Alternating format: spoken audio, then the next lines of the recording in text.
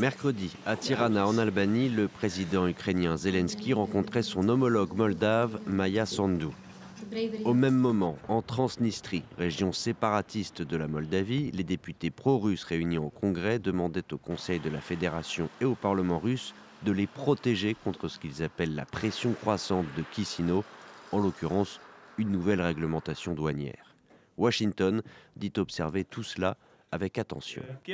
Étant donné le rôle de plus en plus agressif et déstabilisateur de la Russie en Europe, nous suivons de très près les actions de la Russie en Transnistrie. Les États-Unis soutiennent fermement la souveraineté et l'intégrité territoriale de la Moldavie à l'intérieur de ses frontières internationalement reconnues.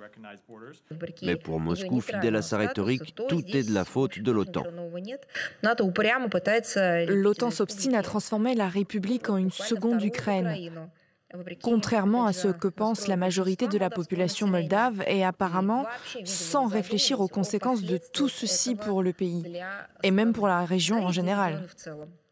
La République de Transnistrie, que ni l'ONU ni même la Russie ne considèrent comme indépendante, est une région russophone d'1 demi-million d'habitants qui a rompu avec la Moldavie en 1990, un an avant l'éclatement de l'Union soviétique.